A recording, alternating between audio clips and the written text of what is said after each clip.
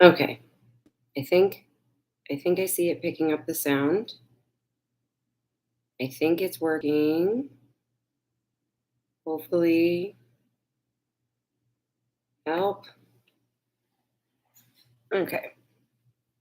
Um so hello. Welcome to the Mirror Reads channel. We're starting live stream only like an hour late. So that's cool. Um this time there's a little green light. Hey, Loltop is here. Can you hear me? Please tell me there's sound this time. Um hey Gina. Um all right. I'm gonna share this. I mean, are some of you are in the various discords, right? Hey, Nick Grimes. Yes, we have sound. I turned the computer off and turned it back on. Have you tried turning it off and turning it back on again? Yes.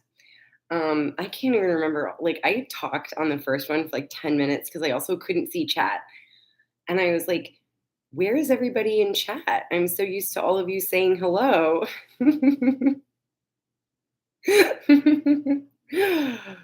Yeah, and then I was like, "This is getting weird. I'm gonna message someone," and then right as I was about to do that, Jackie messaged me in Discord, which bless Jackie, bless her for that, or I might have just talked into the void forever. Um, so I might have jinxed myself. I was very excited about all the things, and I'm just gonna post real quick in the INC that we're here at this link.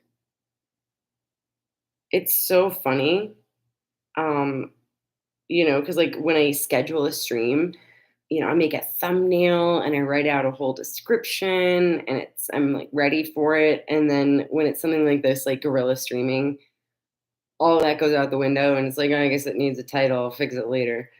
Um, yeah. So do do do do. Uh, just one more share.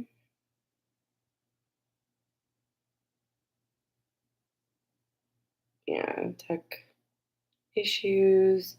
Yeah, so I in the first one where I talked for 10 minutes into the void. Well, not in the void. You just couldn't hear me. Um I also think Jackie in DMs. So um yeah, so channel updates. Um Fae of Ice and Fire series is still ongoing. We're going to be talking about House of Black and White. We're going to be talking more about House of the Undying, themes of black and white and gray. So that's going to be cool. Um, there will be another game of You're All Wrong at some point. I unfortunately had to take down uh, the last one that I did on live stream. It turned out someone who was participating was not someone I would necessarily want to work with. Um, and I still enjoy working with Tom, Zach, and Random Internet Guy. So process of elimination, I guess. But there will be another one. We might be able to get Glidus back. That would be very cool. He's just been very busy. Also, please do not pester Glidus about the episode 10 bliss take. He's a busy guy and he is working on it, and I'm sure it's going to be phenomenal when we get it. And so I know none of you all do that, but there's like a couple people on Twitter who just like pester Glidus. It's like, let's not do that. What was the other? There were other updates. Yes. So I started a second channel. I think most of you have seen that. Um, and that's going to be for things that are not Song of Ice and Fire. There's currently a Nick Let's Go explainer video that's up. I had a lot of fun making it, and it's gotten some views. Nick Let's Go is a very cool guy. That if you're a fan of good music and good comedy, definitely check him out. Um, there was other stuff. Yeah. So today we are going to be reading the first Tyrion preview chapter from Winds of Winter that was selected by my patrons on Patreon. So we have those now. Very exciting. Two guys named Tom and Zach are top tier subscribers, so they get a shout out. Shout out to Tom and Zach. No relation. Um, and shout out to my very first ever subscriber, Newt, who was the one who selected this preview chapter. Because at the time that I put up the poll, Newt was the only subscriber. So if you wanted a different chapter, you can take it up with Newt, who I actually don't know if Newt is here now. I should ping them. Oh, I don't want to be like staring. Oh, I am going to be staring at the phone while I read the chapter, but I don't want to be staring at the phone and not saying anything. Okay, so we talked about channel updates. We talked about mirror views. Oh, so that's the name of the second channel is Mirror Views. Probably a lot of Star Trek stuff. Possibly like other YouTube lore. I don't want to get into like commentary just because, but you know, it's going to be a little more freeform, and basically everything that's not Song of Ice and Fire that I'm interested in doing is going to go up on Mira Views. All right, it looks like there are about 12 of us here. So the way that this is going to go, I'm going to read for you all this preview chapter, and then we're going to do some live theory crafting, which I think is all of our favorite activities. Yes, thank you, Jackie. Star Trek is like my other favorite thing. I've been doing stuff on Twitter. I think some of you have seen it. I've gotten a little silly with the Twitter. Yeah.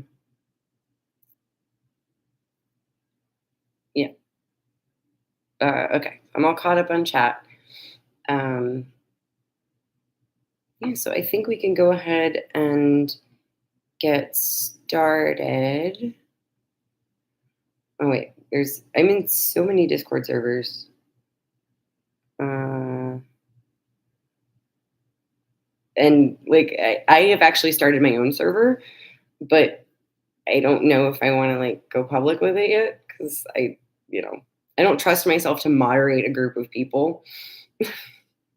So that's going to be in the works. I think we will have our own dedicated Discord server, but so many of us are already in the Interesting Nerd server. They're like, oh, we might as well just stay there. JK, this is the link. And if any of you all want to share the link, please feel free. I think George would be doing ASWAF a service if he included a Moopsie in wins. Yes. I love the Moopsie. I think that was my Discord status for like a month. It was the Moopsie drinks your bones. Yes. I've only seen the Star Trek reboot films. What do I need to know going in other than 2 years of university Klingon? Well, you should watch Deep Space Nine, and you should watch. Oops, it wasn't me. You should watch Lower Decks because it's really good. I have been cosplaying a character, Devana Tendi, who is a science officer. She's an Orion. It's a lot of fun. It's very cool.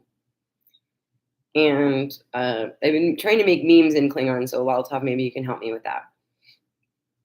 It's always better in the original Klingon. Okay, I think this is probably everybody we're going to have. So with that, trying to think who else was here who might not have gotten the update.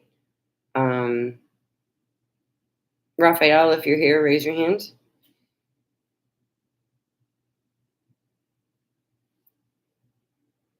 I had to start a new. Who are the other usual suspects? I think I saw Gina. Yep, Gina's here. Kirsty, we're missing Kirsty, but I think she'll appear.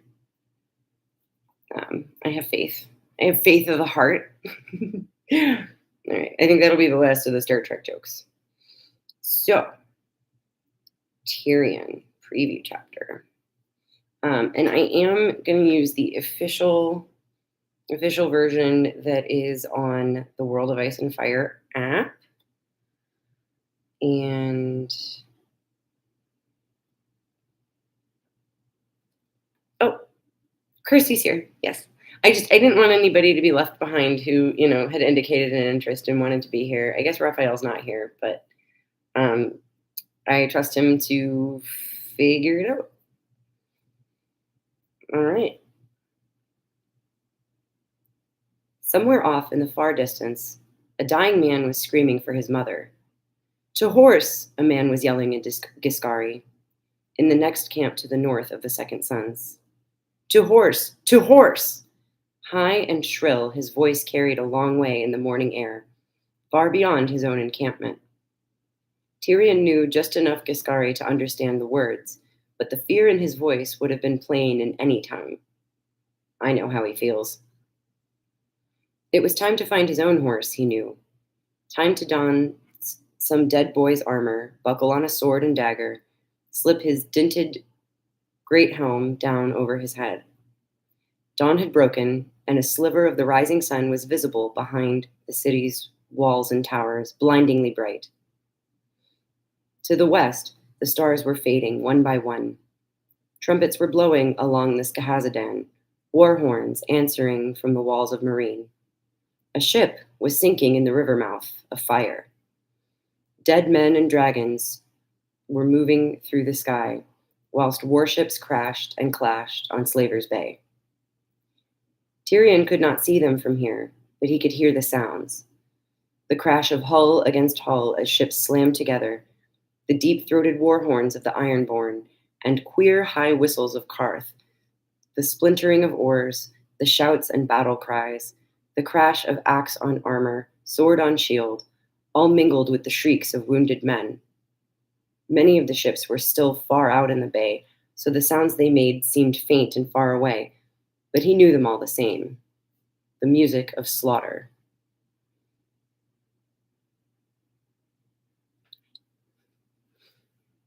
300 yards from where he stood rose the wicked sister, her long arms swinging up with a clutch of corpses. Chunk thump!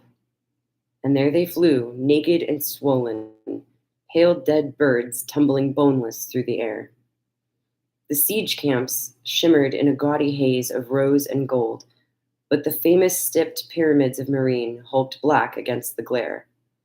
Something was moving atop one of them, he saw. A dragon. But which one?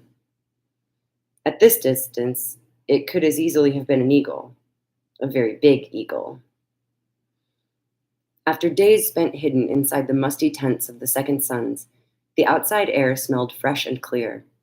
Though he could not see the bay from where he stood, the tang of salt told him it was near. Tyrion filled his lungs with it. A fine day for a battle. From the east, the sound of drumming rolled across the parched plain. A column of mounted men flashed past the Harridan, flying the blue banners of the windblown. A younger man might have found it all exhilarating. A stupider man might have thought it was grand and glorious, right up to the moment when some arse-ugly, yunkish slave soldier with rings in his nipples planted an axe between his eyes.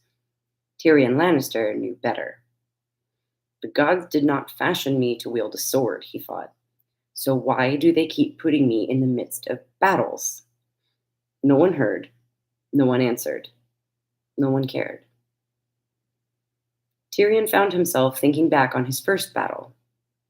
Shay had been the first to stir, woken by his father's trumpets. The sweet strumpet who'd pleasured him for half the night had trembled in his arms, a frightened child. Or was that all a lie as well? A ploy she used to make me feel brave and brilliant. What a mummer she might have been. When Tyrion had shouted out for Podrick Payne to help him with his armor, he'd found the boy asleep and snoring. Not the quickest lad I've ever known, but a decent squire in the end. I hope he found a better man to serve. It was queer, but Tyrion remembered the Green Fork much better than the Blackwater. It was my first. You never forget your first. He remembered the fog drifting off the river, wending through the reeds like pale white fingers. And the beauty of that sunrise, he remembered that well. Stars strewn across a purple sky, the grass glittering like glass with the morning dew, red splendor in the east. He remembered the touch of Shay's fingers as she helped Pod with Tyrion's mismatched armor. That bloody helm, like a bucket with a spike. That spike had saved him, though, had won him his first victory. But Groat and Penny had never looked half as silly as he must have looked that day. Shay had called him fearsome when she saw him in his steel, mind you. How could I have been so blind, so deaf, so stupid? I should have known better than to do my thinking with my cock. The second sons were saddling their horses. They went about it calmly, unhurriedly, efficient. It was nothing they had not done 100 times before. A few of them were passing a skin from hand to hand, though whether it was wine or water he could not say. Bokoko was kissing his lover shamelessly, kneading the boy's buttocks with one huge hand, the other tangled in his hair. Behind them, Sir Garibald was brushing out the mane of his big gelding. Kem sat on a rock, gazing at the ground, remembering his dead brother, perhaps, or dreaming of that friend back in King's Landing. Hammer and Nail moved from man to man, checking spears and swords, adjusting armor, putting an edge on any blade that needed it. Snatch chewed his sour leaf, making japes and scratching at his balls with his hook hand. Something about his manner reminded Tyrion of Bronn. Sir Bronn of the Blackwater now, unless my sisters killed him. That might not be quite so simple as she thinks. He wondered how many battles these second sons had fought. How many skirmishes, how many raids? How many cities have they stormed? How many brothers have they buried or left behind to rot? Compared to them, Tyrion was still a green boy, still untested, though he had counted more years than half the company. This would be his third battle. Seasoned and blooded, stamped and sealed, a proven warrior, that's me. I've killed some men and wounded others, taken wounds myself and lived to tell of them. I've led charges, heard men scream my name, cut down bigger men and better, even had a few small tastes of glory. And wasn't that a fine, rich wine for heroes? And wouldn't I like another taste? Yet, with all he'd done and all he'd seen, the prospect of another battle made his blood run cold. He had traveled across half the world by way of palanquin, paddle boat, and pig, sailed in slave ships and trading galleys, mounted whores and horses, all the time telling himself that he did not care whether he lived or died, only to find that he cared quite a lot after all. The stranger had mounted his pale mare and was riding toward them with his sword in hand, but Tyrion Lannister did not care to meet him again. Not now, not yet, not this day. What a fraud you are, imp. You let 100 guardsmen rape your wife, shot your father through the belly with a quarrel, twisted a golden chain around your lover's throat until her face turned black. Yet somehow you still think that you deserve to live. Penny was already in her armor when Tyrion slipped back inside to the tent they shared.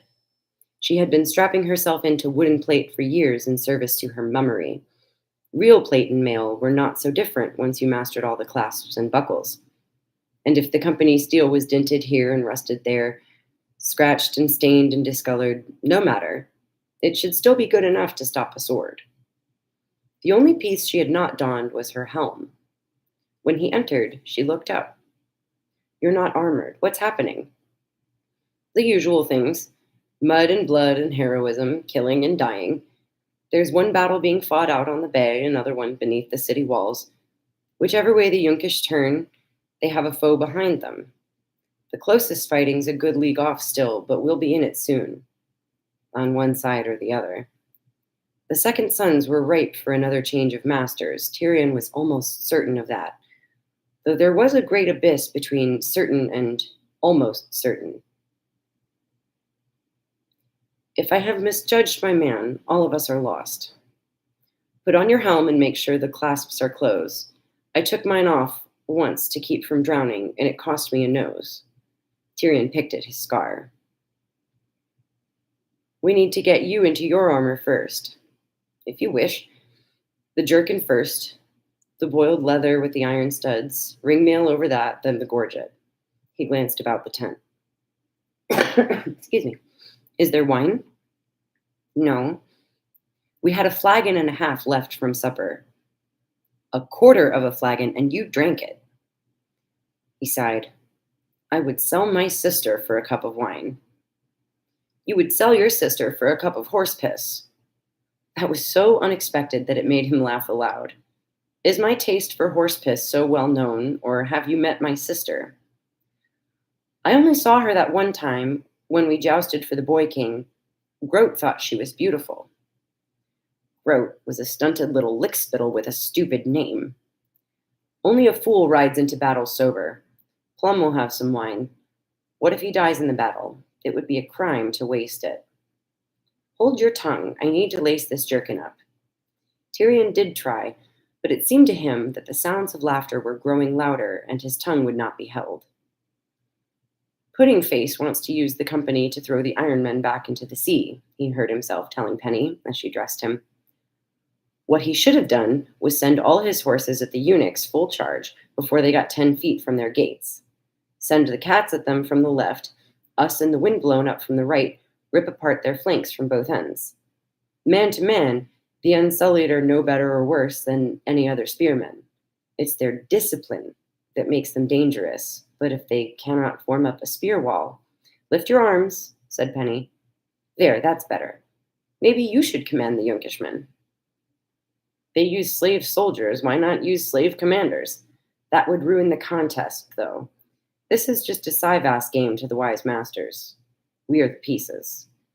Tyrion canted his head to one side, considering. They have that in common with my lord father, these slavers. Your father? What do you mean? I was just recalling my first battle, the Green Fork. We fought between a river and a road. When I saw my father's host deploy, I remember thinking how beautiful it was, like a flower opening its petals to the sun, a crimson rose with iron thorns. And my father, he had never looked so resplendent. He wore crimson armor with this huge great cloak made of cloth of gold, a pair of golden lions on his shoulder, another on his helm. His stallion was magnificent. His lordship watched the whole battle from atop that horse and never got within 100 yards of any foe. He never moved, never smiled, never broke a sweat, whilst thousands died below him. Picture me, perched on a camp stool, gazing down upon a Cyvass board. We could almost be twins, if I had a horse, some crimson armor, and a great cloak sewn from cloth of gold. He was taller, too. I have more hair. Penny kissed him. She moved so fast that he had no time to think. She darted in, quick as a bird, and pressed her lips to his. Just as quickly, it was over. What was that for? He almost said, but he knew what it was for. Thank you, he might have said, but she might take that as leave to do it again. Child, I have no wish to hurt you, he could have tried, but Penny was no child, and his wishes would not blunt the cut. For the first time, for longer than he cared to think, Tyrion Lannister was at a loss for words. She looks so young, he thought. A girl, that's all she is. A girl, and almost pretty if you can forget that she's a dwarf. Her hair was a warm brown, thick and curly, and her eyes were large and trusting. Too trusting. Do you hear that sound? Said Tyrion. She listened.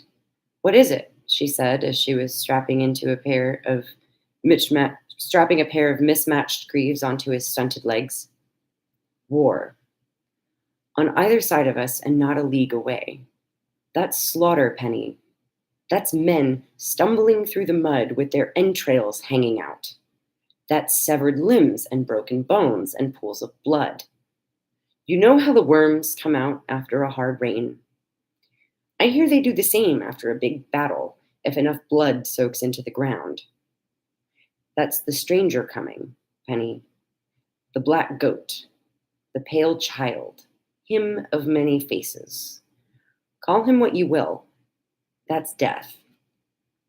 You're scaring me, am I? Good. You should be scared.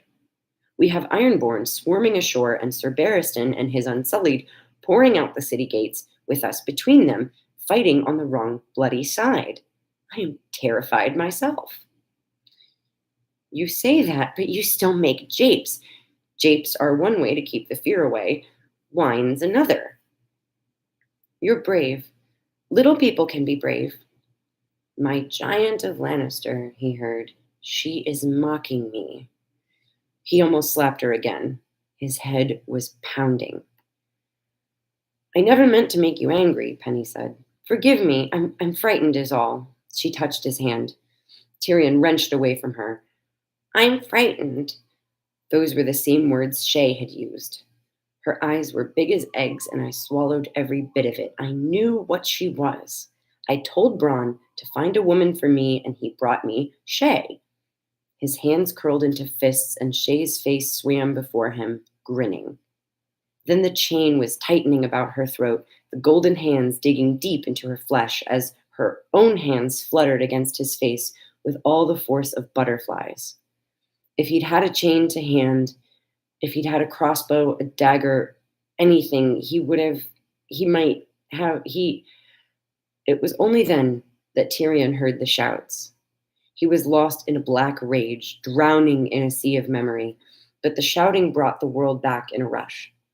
He opened his hands, took a breath, turned away from Penny. Something's happening. He went outside to discover what it was. Dragons. The green beast was circling above the bay, banking and turning as longships and galleys crashed and burned below him. But it was the white dragon the sellswords were gawking at. 300 yards away, the wicked sister swung her arm, chunk thump, and 6 fresh corpses went dancing up through the sky. Up they rose and up and up. Then 2 burst into flame. The dragon caught one burning body just as it began to fall, crunching it between his jaws as pale fires ran across his teeth. White wings cracked against the morning air, and the beast began to climb again. The second corpse caromed off an outstretched claw and plunged straight down to land among some Yunkish horsemen. Some of them caught fire too. One horse reared up and threw his rider. The others ran, trying to outrace the flames and fanning them instead. Tyrion Lannister could almost taste the panic as it rippled out across the camps. The sharp, familiar scent of urine filled the air. The dwarf glanced about and was relieved to see that it was Inkpots who had pissed himself, not him. You had best go change your breeches, Tyrion told him, and whilst you are about it, turn your cloak. The paymaster blanched, but did not move. He was still standing there, staring as the dragon snatched corpses from the air, when the messenger came pounding up. A bloody officer, Tyrion saw at once. He was clad in golden armor and mounted on a golden horse. Loudly, he announced that he had come from the supreme commander of the Yunkai, the noble and the noble Gorsak Zoeres. Lord Gorsak sends his compliment to Captain Plum and bring company. Our ships are under attack. Your ships are sinking, burning, fleeing, thought Tyrion. Your ships are being taken, your men put to the sword. He was a Lannister of Casterly Rock, close by the Iron Islands. Ironborn reavers were no stranger to their shores. Over the centuries, they had burned Lannisport at least thrice and raided it 24 times. Westermen knew what savagery the Ironborn were capable of. These slavers were just learning. Captain's not here just now, Inkpots told the messenger. He's gone to see the girl, General. The raider pointed at the sun. Lady Malaza's command ended with the rising of the sun. Do as Lord Gorzak instructs you. Attack the squid ships, you mean? The ones out there in the water, the paymaster frowned. I don't see how myself, but when Brown Ben gets back, I'll tell him what your Gorzak wants. I gave you a command. You will act upon it now. We take commands from our captain, Inkpot said in his usual mild tone. He's not here. I told you.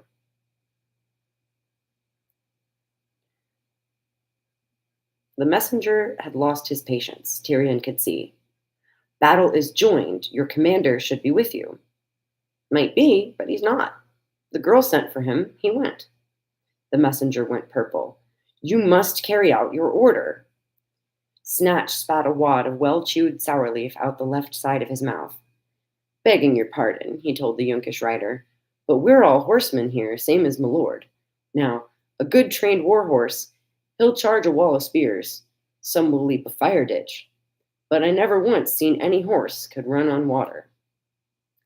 The ships are landing men, screamed the Yunkish lordling. They've blocked the mouth of this Gehazadan with a fire ship, and every moment you stand here talking, another 100 swords come splashing through the shallows. Assemble your men and drive them back into the sea at once. Gorsak commands it. Which one is Gorsak? Asked Kem. Is he the rabbit? Pudding face, said Inkpots. The rabbit's not fool enough to send light horse against longships. The rider had heard enough. I shall inform Gorsak Soeras that you refuse to carry out his order, he said stiffly. Then he wheeled his golden horse around and galloped back the way he'd come, chased by a gale of sellsword laughter. Inkpots was the first to let his smile die. Enough, he said, suddenly solemn. Back to it. Get those horses saddled. I want every man of you ready to ride when Ben gets back here with some proper orders. And put that cook fire out. You can break your fast after the fighting's done if you live that long. His gaze fell on Tyrion. What are you grinning at? You look a little fool in that armor, half-man. Better to look a fool than to be one, the dwarf replied. We are on the losing side. The half-man's right, said Jorah Mormont. We do not want to be fighting for the slavers when Daenerys returns. And she will, make no mistake. Strike now and strike hard, and the queen will not forget it. Find her hostages and free them. And I will swear on the honor of my house and home that this was Brown Ben's plan from the beginning. Out on the waters of Slaver's Bay, another of the Carthene galleys went up in a sudden whoosh of flame. Tyrion could hear elephants trumpeting to the east. The armies of the Six Sisters rose and fell, throwing corpses. The arms of the Six Sisters rose and fell, throwing corpses. Shield slammed against shield as two spear walls came together beneath the walls of Meereen. Dragons wheeled overhead, their shadows sweeping across the upturned faces of friend and foe alike. Inkpots threw up his hands. I keep the books. I guard our gold. I draw up our agreements, collect our wages, make certain that we have sufficient coin to buy provisions. I do not decide who we fight or win. That is for Brown Ben to say. Take it up with him when he returns.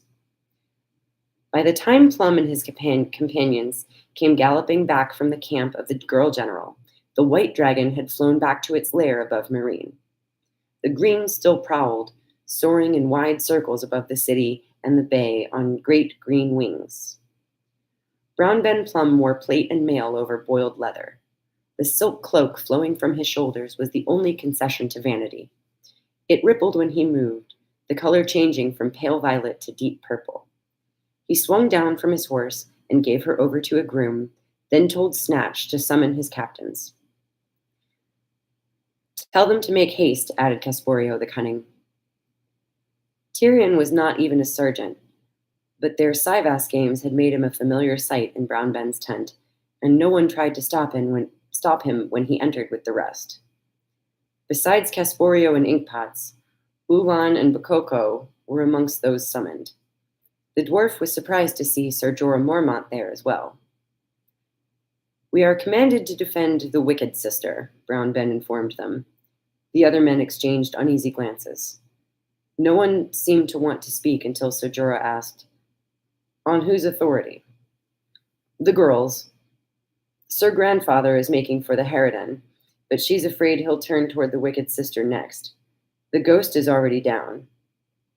Marcellin's freedmen broke the long lances like a rotten stick and dragged it over with chains. The girl figures Selmy means to bring down all the trebuchets. It's what I'd do in his place, Sir Jorah said. Only I would have done it sooner. Why is the girl still giving orders? Inkpot sounded baffled. Dawn has come and gone. Can she not see the sun? She is behaving as if she were still the supreme commander. If you were her, and knew that Pudding Face were about to assume command, you might keep giving orders too, said Mormont. One is no better than the other, Casporio insisted. True, said Tyrion, but Malaza has the nicer teats. Crossbows is how you hold the wicked sister, Inkpot said. Scorpions. That's what's needed. You do not use mounted men to defend a fixed position. Does this girl mean for us to dismount? If so, why not use her spears or slingers? Kem stuck his pale blonde head inside his tent. Sorry to disturb, my lords, but another rider's come. Says he has new orders from the Supreme Commander. Brown Ben glanced at Tyrion, then shrugged. Send him in. In here? Kem asked, confused. Here is where I seem to be, Plum said, with a trace of irritation. If he goes somewhere else, he will not find me. Out went Kem. When he returned, he held the tent flap open for a Yunkish nobleman in a cloak of yellow silk and matching pantaloons. The man's oily black hair had been tortured, twisted, and lacquered to make it seem as if 100 tiny roses were sprouting from his head. On his breastplate was a scene of such delightful depravity that Tyrion sensed a kindred spirit. The Unsullied are advancing toward the Harpy's daughter, the messenger announced. Bloodbeard and 2 Giscari legions stand against them. Whilst they hold the line, you are to sweep around behind the eunuchs and take them in the rear, sparing none. This by the command of the most noble Morgar Zerzin, supreme commander of the Yunkai. Morgar? Casporio frowned. No, Gorzak? No, Gorzak commands today. Gorzak Zoeris lies slain, cut down by Pentashi treachery. The turncloak, who names himself the Prince of Tatters, shall die screaming for this infamy, the noble Morgar swears. Brown Ben scratched at his beard. The windblown have gone over, have they? He said in a tone of mild interest. Tyrion chortled. And we've traded Pudding Face for the drunken conqueror. It's a wonder he was able to crawl out of the flagon long enough to give a halfway sensible command. The Yunkishman glared at the dwarf. Hold your tongue, you verminous little... His retort withered. This insolent dwarf is an escaped slave, he declared, shocked. He is the property of the noble Yezen Zokagas, of hallowed memory. You are mistaken. He is my brother-in-arms, a free man and a second son. Yezen's slaves wear golden collars. Brown Ben smiled his most amiable smile. Golden collars with little bells. Do you hear bells? I hear no bells. Collars can be removed. I demand that the dwarf be surrendered for punishment at once. That seems harsh. Jorah, what do you think? This. Mormont's longsword was in his hand. As the rider turned, Sir Jorah thrust it through his throat. The point came out the back of the Yunkishman's neck, red and wet. Blood bubbled from his lips and down his chin. The man took 2 wobbly steps and fell across the Sivas board, scattering the wooden armies everywhere. He twitched a few more times, grasping the blade of Mormont's sword with one hand, as the other clawed feebly at the overturned table. Only then did the Yunkishman seem to realize he was dead. He lay face down on the carpet in a welter of red blood and oily black roses. Sir Jorah wrenched his sword free of the dead man's neck. Blood ran down its fullers. The white Sivas dragon ended up at Tyrion's feet. He scooped it off the carpet and wiped it on his sleeve, but some of the Yunkish blood had collected in the fine grooves of the carving, so the pale wood seemed veined with red. All hail our beloved Queen Daenerys, be she alive or be she dead. He tossed the bloody dragon in the air, caught it, grinned. We have always been the Queen's men, announced Brown Ben Plum. Rejoining the Yunkai was just a plot. And what a clever ploy it was. Tyrion gave the dead man a shove with his boot. If that breastplate fits, I want it. All right. So what do we think? That was the first Tyrion preview chapter. Hopefully we're all still here and awake. Hopefully I wasn't too droning. I'm gonna have a little sip of tea.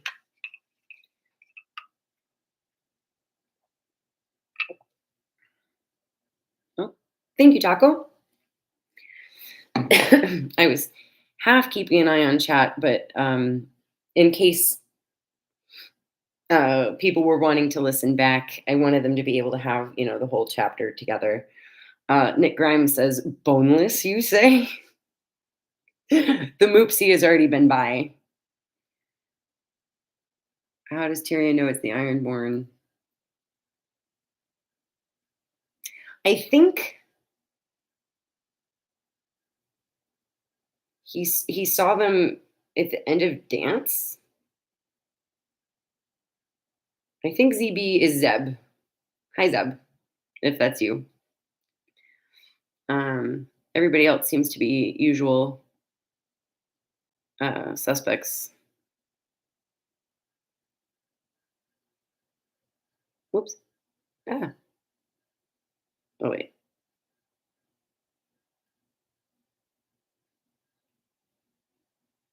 Yay. Jackie's a moderator now, everyone.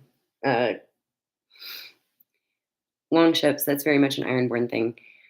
Yeah, so the Mormonts also have long ships. I think it's a cultural thing to the coast there.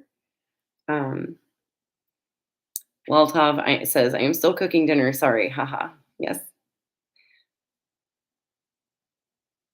Well, we don't know what time zone everybody is in.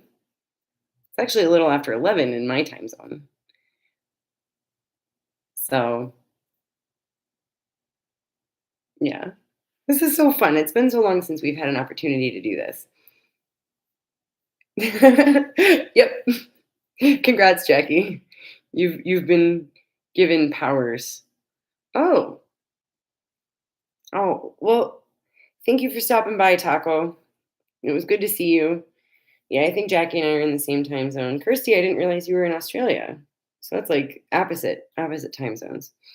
Um, yeah, so what do we think? I mean, do we want to start at the end? There were a few things toward the beginning that I thought were interesting. There were a few things I identified with Brown Ben. I mean, there are kind of ongoing theories about him. I really liked the stuff about the white dragon and the red blood at the end.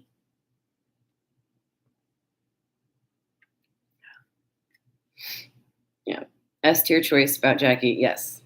Yes. Um, yeah. So there's obviously some blood raven imagery going on with the white dragon that gets covered in the red blood. Because I believe that was Blood Raven's sigil that he took for himself. Because the Blackfires inverted the dragon. They had the black dragon on red. So Blood Raven had a white dragon. And it is very widely and well supportedly speculated that Blood Raven disguised himself as a plum in one of the Duncan Egg stories, the last one. Oh, wait, my hair and eyes or Blood Raven's?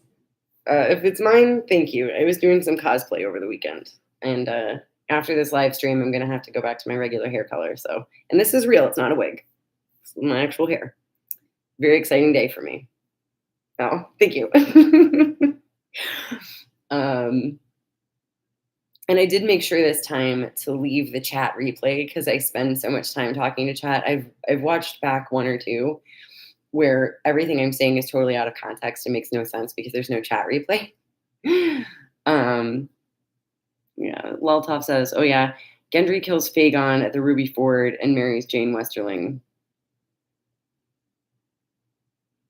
Honestly, I don't hate that. I don't hate that. Um, so I think we're all on the same page about Jane Westerling, right? That I think George has specifically said that the thing about her hips was a mistake. That when we first meet her, her hips are wider, and then later on, when Jamie saw her, they were narrow. And I think in subsequent publications, okay, Nick Grimes, we're gonna chat. We're gonna chat. Um, in subsequent publications, that was taken out because George said it was just a continuity error on his part, and that was a lot of the basis for the theory that she had been swapped out, right? Um, as far as Jane being pregnant, I think a much more interesting explanation is that she's not pregnant. The previous queen, Jane Westerling, who was married to Maegor, was given moon tea so that she would not have his child, or was given some type of tea to like mess with her childbearing. So that's one clue. And the other clue is that her grandmother or great grandmother was Maggie the Frog. So I am a subscriber to the theory that Rob was basically given a love potion at the direction of Sybil Westerling, formerly Sybil Spicer, and uh, that Sybil was playing both sides and letting or having Jane marry Rob on the off chance that Rob won and then her daughter would be a queen, but making sure that Jane didn't become pregnant until after the war was won or after, like, everybody's fate would be decided. And there must have been some kind of understanding with Tywin because, I mean, we saw the way that he treated the Rains and Castamere, right? I mean, he flooded an entire castle, slaughtering women and children over the Rains and Castamere thing. And the Westerlings committed treason, against their overlords, the Lannisters, when they took up with Robb Stark. So Tywin would have done something about that before he died. Um, and it's very conspicuous that um, Robb's wolf does not like Sybil Spicer's brother. And Jane is kept back from the Red Wedding. That the way it all lines up, and what I think is a more interesting answer, is that Sybil Spicer is a huge jerk and you know orchestrated this whole double dealing thing and is just another Roose Bolton, Walder Frey, ready to turn, ready to switch sides whichever way the wind blows, right? Um, and that's not. It's much easier to give your daughter moon tea than it is to hide a pregnancy and kill a baby. So, and Jane tells Catelyn that she's been drinking this like prenatal vitamin tea, basically. And I believe it was a similar thing with the previous Jane Westerling. And I love theories like this that are like, when we see the historical parallels, that's actually why I didn't hate Laltov's theory to begin with about uh, Gendry killing Fagon at the Ruby Ford. Because I'm like, well, like father, like son, I guess. I guess.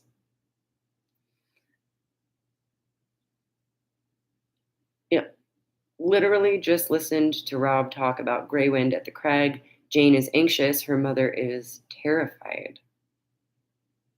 Yeah. Yeah. A lot of people like to bash Catelyn. We don't bash Catelyn on my channel. We don't do it. she n- notices that the wolves are very intuitive, and it bothers her that Greywind doesn't like um, some of the Westerlings. So what I think is Jane's father was on the up and up. It was the Spicer family that were conniving because people have accused them of that before. Um, like even Maggie the Frog is said to have like seduced her husband, whichever Spicer that was. I don't remember. I should have these things pulled up when I start talking at you guys. So, Loltov, I'm sure that that was a joke, but honestly, I like your joke theories. Um, yeah, so I'm trying to think how, like, what we might glean from some of this Blood Raven imagery between the White Dragon and Brown Ben. I don't know if y'all have any ideas. Oh, Jackie said, Tywin is deaf, one of the most insane people in this series. Indeed. Like, I really liked Tyrion revisiting those battles. Sorry, I'm like obsessed with this hair color. And I'm gonna be very sad to see it go, so I keep messing with it. I'm sorry. Um, so um, Tyrion makes that very nice comparison between the slavers and Tywin, saying like he sat atop his horse while people died for him. He gives commands, and it has like no real impact on him, physically at least. Much like a Cyvass player. I mean, I just thought that was like good imagery. Um, he gets very obsessive about women. Like, before, it was Taisha, Taisha, Taisha, but now it's like Shay, Shay, Shay. Um, Welcome, Jack. So good to have you, and thank you. Um, Nick Grimes says, I don't know if I would call Tywin insane. He's just a bad person. So I feel like Tywin is a little insane because it the absolute depravity that he allows, the things that he orders to be done on his behalf. I mean, it at least shows a complete and utter lack of empathy, which one could argue is a form of insanity. Um, yeah, yeah, like he thinks rationally. It's not that he's like out of touch with reality necessarily, but his complete and utter lack of empathy detaches him from humanity. If that, yeah, yeah.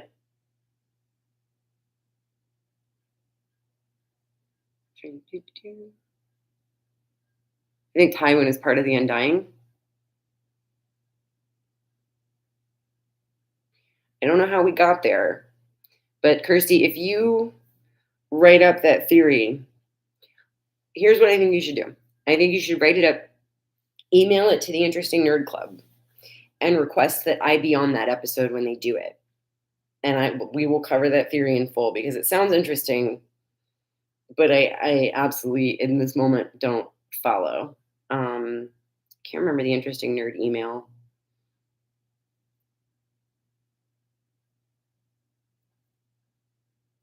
Yeah. Also, that goes for everybody.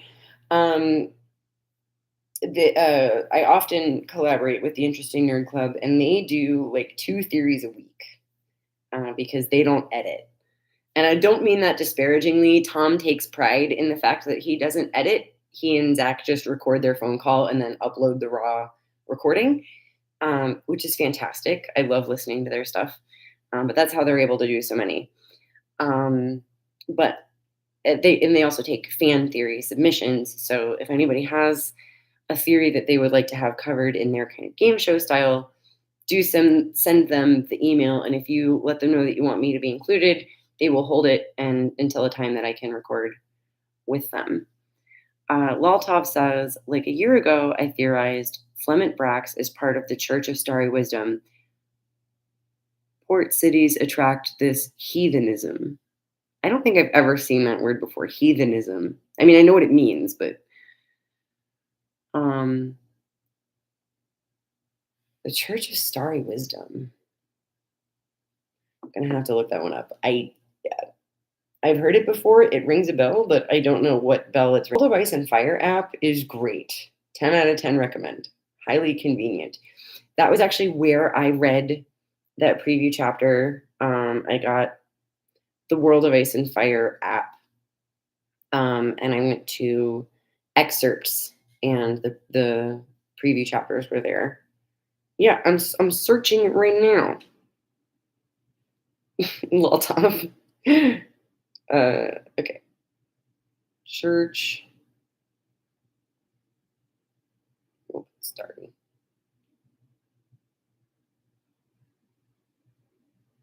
I'm afraid to search anything on my computer.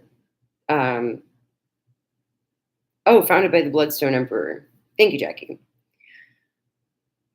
Um, I don't know what it is that was messing up the sound. So earlier today, I just turned the computer off and turned it back on again, and knock on wood, it's working.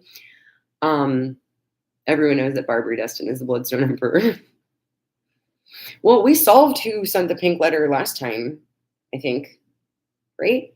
It was a combination of Theon and the Maester and the Karstarks.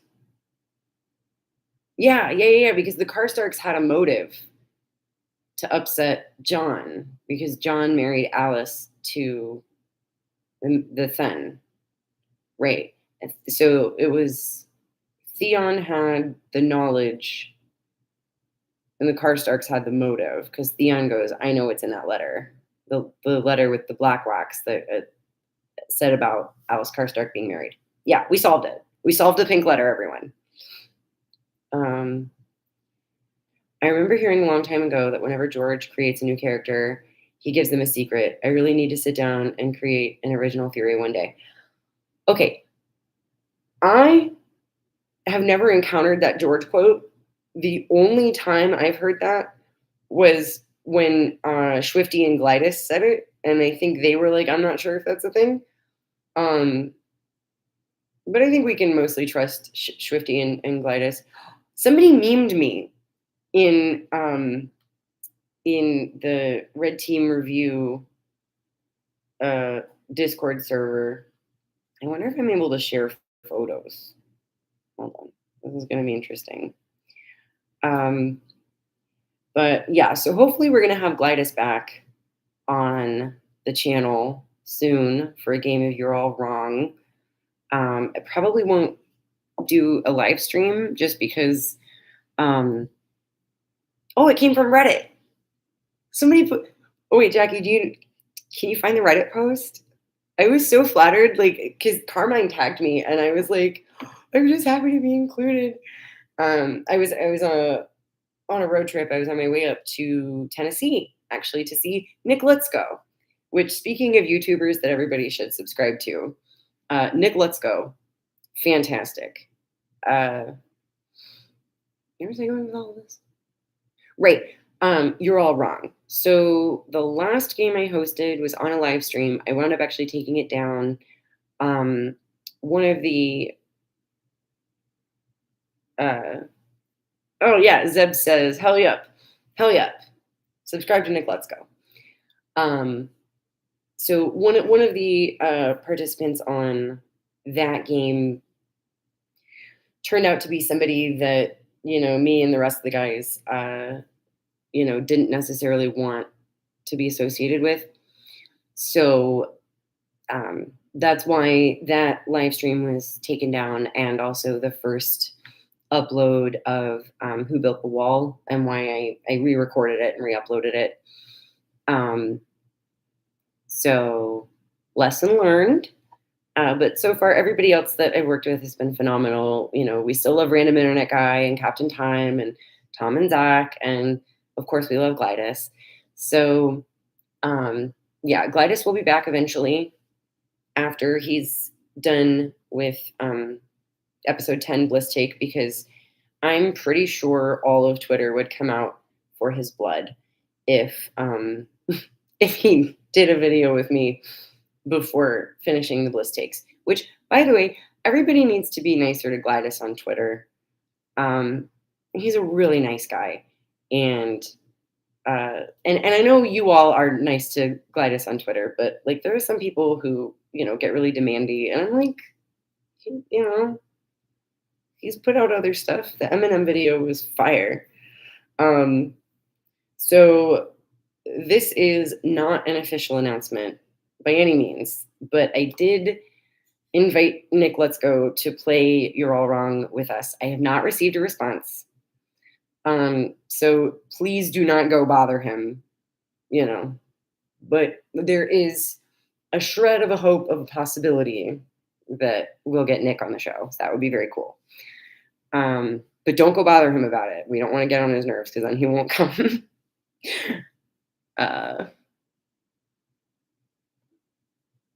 Waltov says, I'm deliberately mean, but not demandy to Gladys in live chat's part of the meme.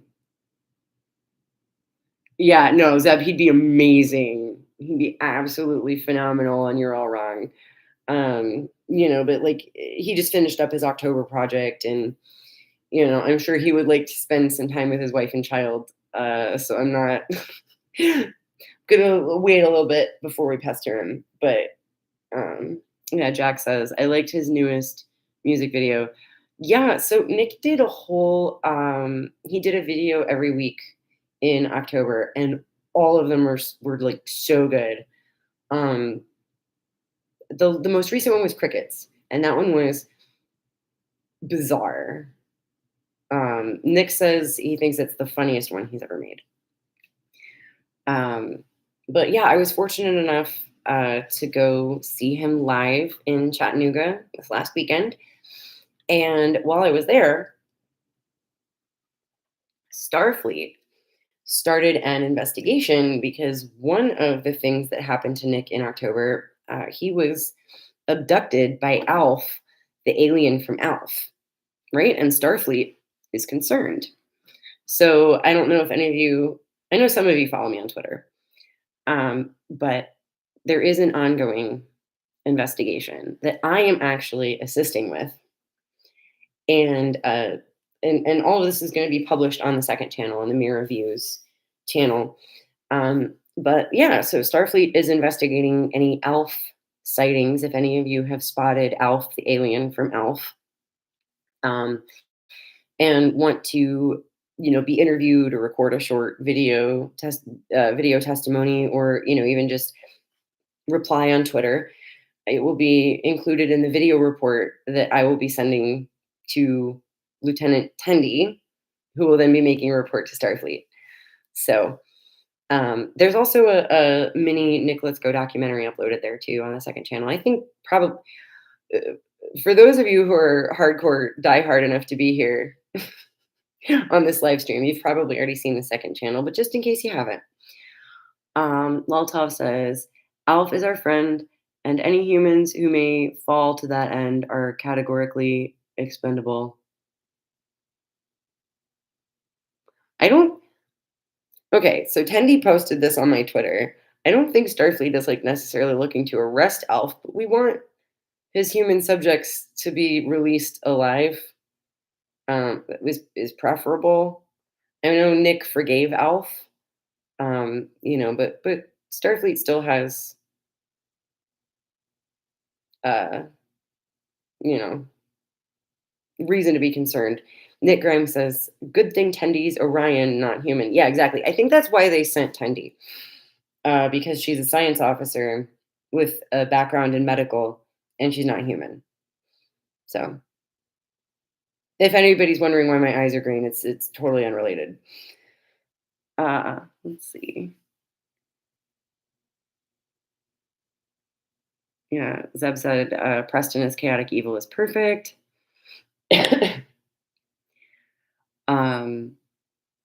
Laltov says, I thought my Shaggy Dog ate Rickon theory was original, but the day after I paid Glando and Shank to talk about it, I was suggested a 30-minute video from 3 years ago about it.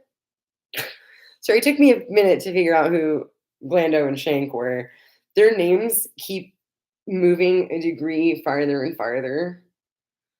The first time when I first uploaded the Glidus episode, I labeled it Glimbus, and then I realized people weren't gonna find it. Like, that's why it wasn't hitting the metrics I was expecting.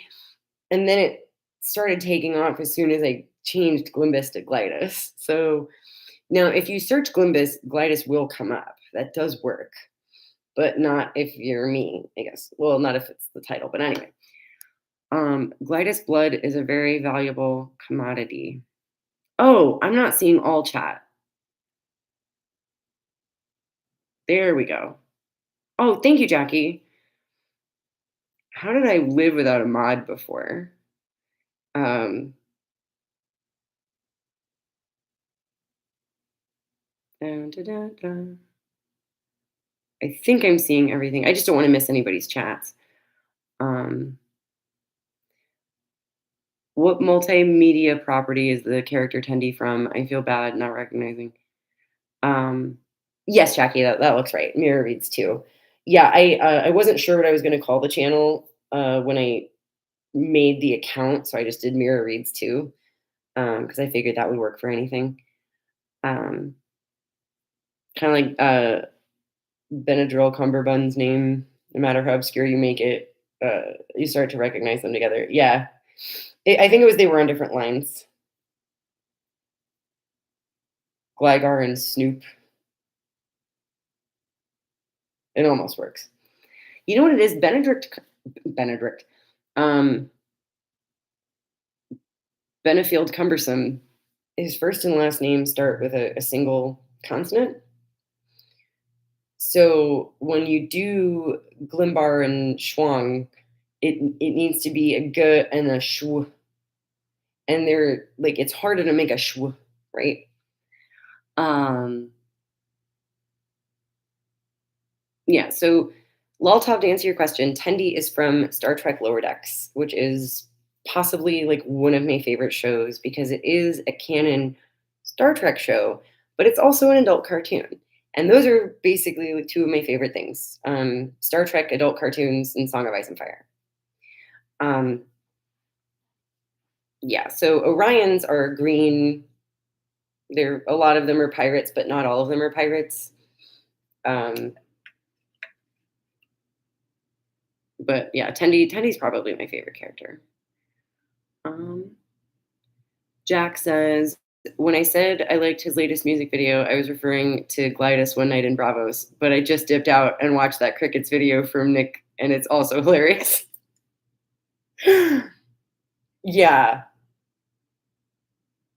Um, yes. Glidus's most recent music video was also phenomenal.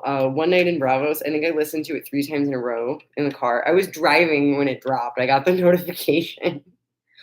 I wasn't looking at my phone while it was moving. I like at a stoplight. I put on the video and then put my phone down so I couldn't look at it. Lultov says, by the way, thank you again for the Let's Go verse. Yeah, that was so much fun. So Zeb, our friend here, is a fan from both worlds. So it's very exciting to have him here.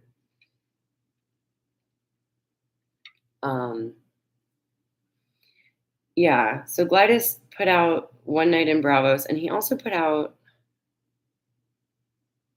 something. He's been doing more with music lately. Yes. Okay. So Jack, to explain. So the Crickets one was amazing, and there were 4 or 5 that Nick put out this month. There's Pumpkin Man, Crickets, Living Dead in Washington D.C., Alf, and Dracula Can't Get Wet, or Dracula Can Get Wet. Okay. Well, I don't want to spoil the premise, but they're all phenomenal.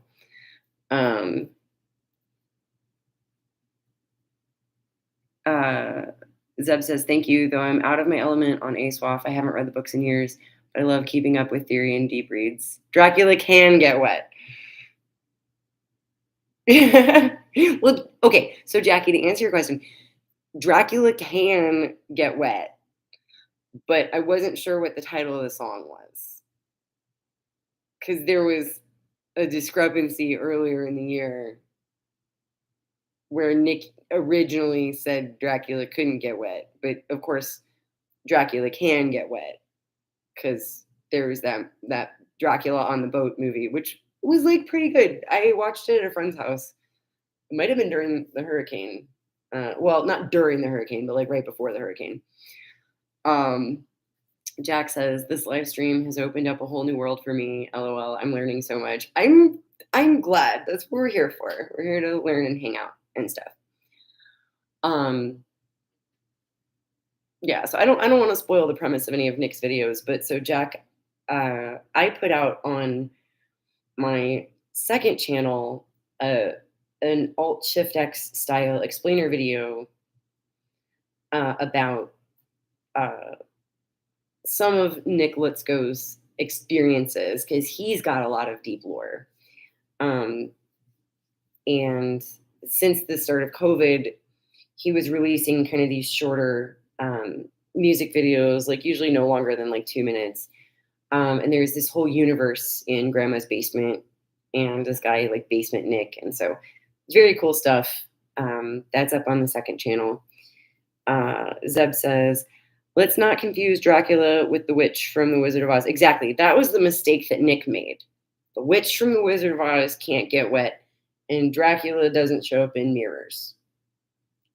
That really explains a lot about why the Wicked Witch was so angry, though. Oh, that was really good. That was a good one, Jackie. At first, I was like, why? Because she can't shower? Like, is she mad because she's musty? And then I got it. Wait, who's that? Who's that guy? Not Matt Gates. Just subbed to the second channel. Thank you, Jack. Um, who is that political guy who made a fool out of himself about his wife when WAP came out?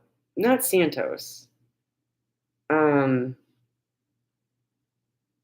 shoot. I know this name when I'm more awake. Shapiro. Thank you. Yeah. Now it's not as funny, but does this mean Ben Shapiro's wife is related to the Wicked Witch?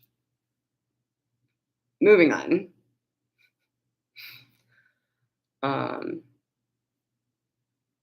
Do we want to do theories? I'm happy to just hang out. We're having a good time. What else did I catch in there? There wasn't a lot. There was the thing about the pale mare. Somebody riding a pale mare. Death? The stranger riding the pale mare is interesting because Sandor's horse, the stranger, is black. So I don't know what all colors the four horsemen ride. We could talk about Sandor. I'm always down to do that. I found out that Rory McCann lives basically off the grid. Like half the time he lives in a tent. Like for whatever reason he had to leave his apartment. I think it's in Iceland, and he's like, I'll just live in a tent. And he like goes out and lives on his sailboat and stuff. So maybe one day we can get Rory McCann on the show. I would love to play You're All Wrong with him. He might play.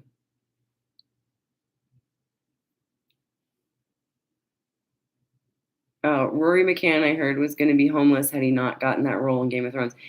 Yeah, I believe that, but I also think since then he might have been homeless by choice. So I've been reading Wikipedia.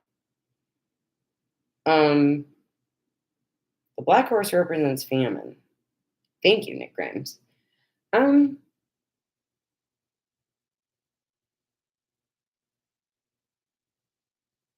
So I mean, there's going to be famine because we keep hearing about how people haven't planted enough, they haven't set enough aside, that autumn was super quick after a very long summer. So there are going to be, I think, a lot of starving people in the winds of winter. Okay, to tell you what I'm laughing at. Jack says, "Did you know that if you switch around the letters of Sandor Clegane, you get the Shrouded Lord? Do you think that's a coincidence?"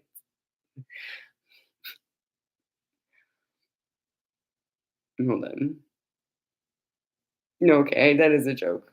Sandor Clegane doesn't have a T, and the Shrouded Lord doesn't have a C, so I'm not going to spend my time looking at the other letters. Um, Zeb says, "I just see him as the big simpleton from Hot Fuzz." I watched Hot Fuzz once. Uh, I remember liking it. Is that the one, or is it the zombie one where he goes, "You've got red on you"? I liked those okay. I liked Hot Fuzz better than Shaun of the Dead. That's the one. I don't know if that's blasphemy, but um,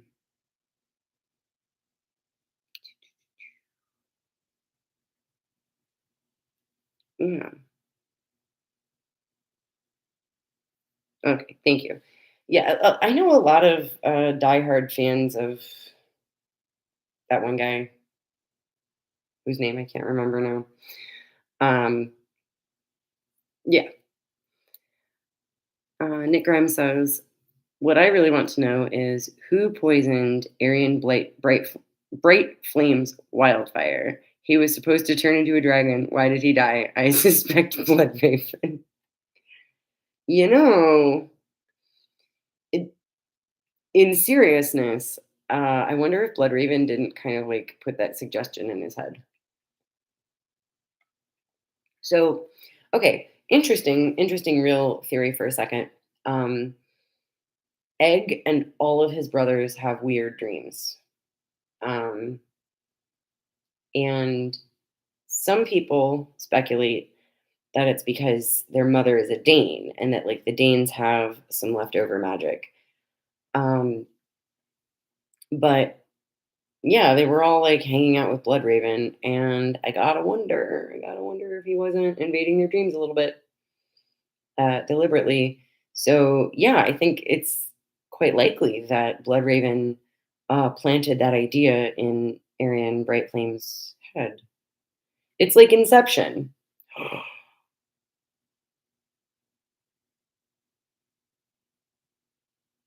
I don't want to make an Inception series, but someone should. Someone suggest this to Tom and Zach or somebody else. You know what? Random internet guy just finished. I believe he just finished his Game for Two Players series. So one of you should bug him and tell him to do an Inception series where he talks about all the dreams that could be incepted and make theories. Yeah, so Jackie says Targs have been having dragon dreams since Danny's the dreamer and most likely before, so I doubt it was Bloodraven. Yeah, so Jackie, you're absolutely right. That we have dreamers, periodically. What was interesting to me, and I think some other people, that a lot of Targs are dreamers, but not all of them. And so it was interesting that um, all four of Makar's sons had dreams. So, I always assumed that it was like Dane magic kind of amplifying the Targ magic, just in the same way that like Bloodraven is extra special because he has Blackwood magic and Targ magic. Um, oh, not saying it's not. Yeah, yeah, yeah. Um, yeah, and I think it could be both. Like I think Danny's dragon dreams from the first book were just actual Targ dragon dreams, but later some of her other dreams might have been from Bloodraven, might have been from Euron, might have been from Quaithe, or uh, this might be a spicy take. I think that she might be having Shade of the Evening dreams because Shade of the Evening is basically the same as Weirwood Paste. So the other question I have to ask is, who are they smushing into a paste in Karth to turn into the shade of the evening? Bum bum. Yeah, because I played a game of Would You Rather with Tom and Zach like last week or last week, and one of the questions was, would you rather drink 100% vegan, Jojen free Weirwood paste or Shade of the Evening? And I said the vegan Weirwood paste because it's like guaranteed not to have any children in it. Um, Jackie asks, "Oh, so is it long lasting?" So I think it is, and I think it's kind of the more you drink, the more it compounds. But when Blood Raven gives the Weirwood paste to Bran, he says this is like to fully open your eye, right? And assuming that Shade of the Evening and Weirwood paste are the same ish, that it would open her third eye potentially, and so she could continue receiving dreams. Um, and so I'm not sure why people keep drinking more, or maybe it like opens your third eye more. I've never really been into like Euron theorizing, which is maybe not a great idea considering I'm like looking into this Fey magic stuff. Danny's third eye has opened. Nice. Yeah. Yeah. Yeah. So I think that was part of the purpose of the House of the Undying. And maybe one day I'll do that. Like I'll do a side by side chapter comparison of Danny's House of the Undying chapter and Bran's Weirwood Paste chapter because their description of the liquid is almost identical. Um, Nick Grimes says it has an unappetizing smell and initial taste, having been compared to ink, spoiled meat, and rotten flesh. Oh no. Mm-hmm. Danny drank people. Danimal. Wait, that's a type of yogurt. Oh no. No, that's Danimal. No, we're good. Parallels to brand. Love that. Oh yeah, yeah, yeah. So that's actually like the basis of a lot of my Fae of Ice and Fire stuff is the Shade of the Evening is made from the black trees with blue leaves, and the Weirwood paste is made from the white trees with red leaves. And the description of both is almost the same. Like it tastes terrible, and then they drink more, and then it's good, and then they have like a crazy psychic trip. Arya has similar experience in the House of Black and White. She with with the stuff that makes her blind. Oh, the candles smell bad. Then, oh yeah, I'm sure their candles are made of people in the House of Black and White. Indubitably. I mean, like, why would you buy animal fat when you have a basement full of people fat? It's right there. Um, so gross, so gross. Um, love the House of Black and White, and I think I might have said this at the beginning of the stream. I think that's going to be the next theory. Is going to be House of Black and White, because I want to talk about the black pools. Nick Grimes says that's just good recycling at that point. Exactly. You take all the money out of their pockets, you take their face, you take their clothes to put in your costume department, and then you take their fat to make candles. And I don't know what they do with the bones. So, okay. Kevin Pendragon put out a video recently. No, maybe it wasn't recently. I don't remember. Basically, putting forth the idea that the oily black stone is actually petrified shade of the evening tree. What is ebony?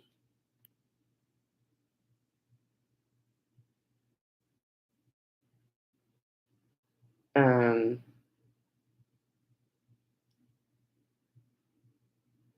y'all, ebony, heavy blackish or very brown timber made from a mainly tropical tree. Um,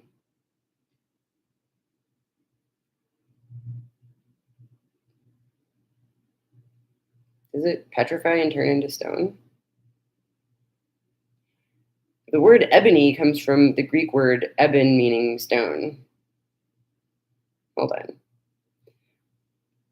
We're going down the candles may contain weirwood shade of the evening too. Yeah, yeah, yeah. So, Jackie, I agree. So we know that the in the black and white, like the doors, that the white side is weirwood. So what I am reading about now on Wikipedia is ebony because I knew it was a tree. Okay. Um, Ebony is a dense black brown hardwood coming from several species in the genus Diospyros, which includes the persimmon tree. Unlike most woods, ebony is dense enough to sink in water, finely textured, and has a mirror finish when polished, making it valuable as an ornamental wood. Um, Uses ebony has a long history of use. Cabinets. Yeah, so we have elephant carvings here made of ebony. Um, yeah, the ebony and house of black and white doors, shade of the evening. Yeah, yeah, yeah, exactly. Yeah. So I feel like we just like solved Song of Ice and Fire again. Um, yeah. So the House of Black and White are definitely also messing with some Fey magic because they have the black pools. They have that downstairs where like people aren't allowed to go to the lower levels. They're sacrificing people. They're anti-dragon magic. Um, Everything stacks up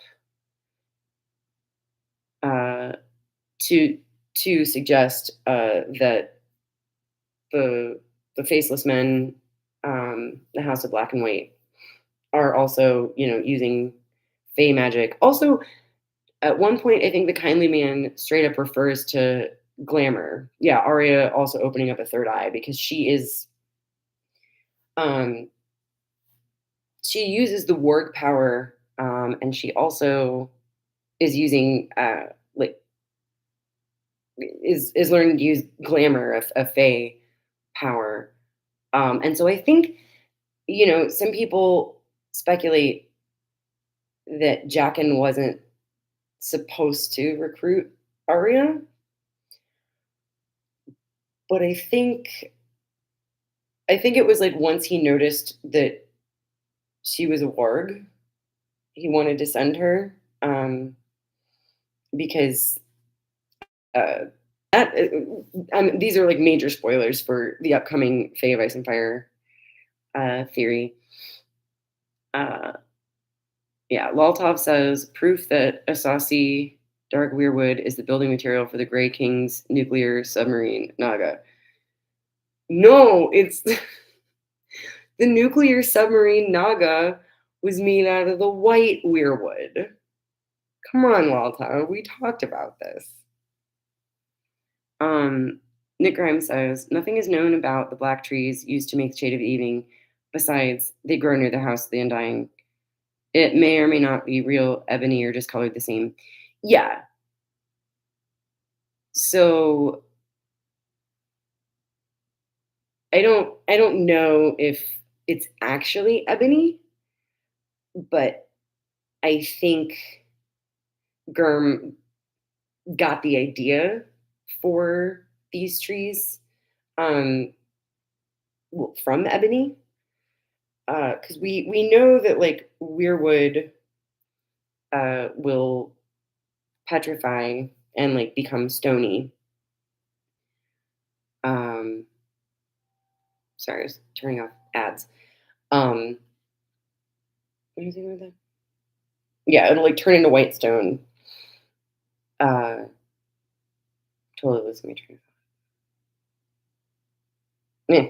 Anyway, Jackie says, I think they picked her for the warging skills. They told Arya she could have her eyes back when she learned to see better with yeah. So so when I say like warging skills, like warging is part of the greater body of Fey magic. Like that's one of the things that the East She could do was warging and shape changing and communicating with animals.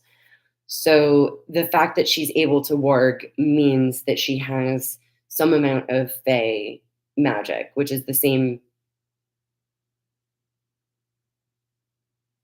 Uh, yeah, this the like the same body of magic, like as opposed to fire magic, which I still haven't gotten into.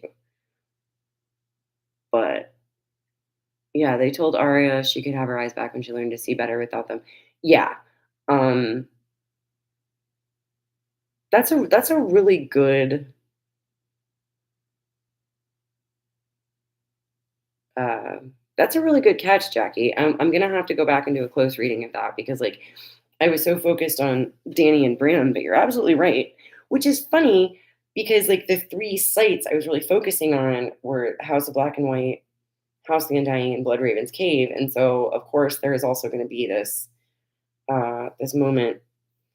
Um, yeah, so uh, yeah, Jackie, like I will never come after you for using warging for like general animal changing because like I think within this fandom, so many people just use it that way.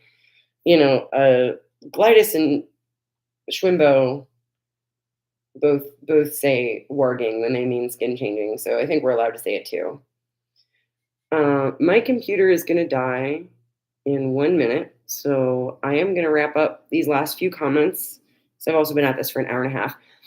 Um, Laltov says Varys is the Maester conspiracy. Directly compare him to Bloodraven, old god's magic. He has the exact same power, but through mechanical human means, detonguing children, being smart.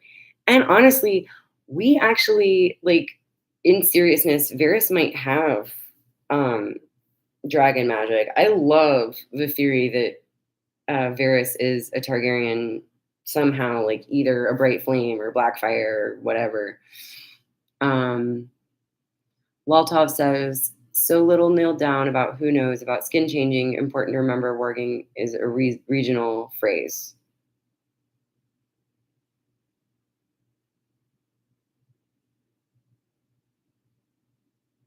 I may not fully understand warging. I only know the only other context I know warging from is Lord of the Rings.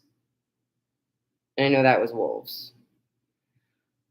Jack says, off topic, I had a dream that everyone in the story kept switching the first letters of their names around. So it was like Lywin Tannister and Cersei Cannister.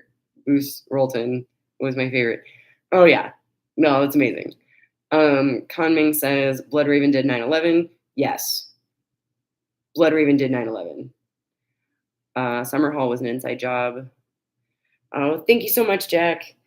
Um, Thank you, Jackie. Thank you to everybody who has stopped by. Um, Subscribe to the second channel if you haven't. I'll link it in the description as well. Join the Interesting Nerd Club Discord server. Uh, Everybody say thank you to Jackie for being a fantastic mod at the last minute. I literally, before I started this, I was like, hey, Jackie, you want to be a mod? And she was like, sure. Um, and she has just been so fantastic. And thank you for everybody for sticking around after all of the technical difficulties. Yeah, Jackie shared the link in the stream there, so thank you for that. Be nice to Glimbo. Check out Nick Lutzko. And be safe, stay healthy, and we will see you next time.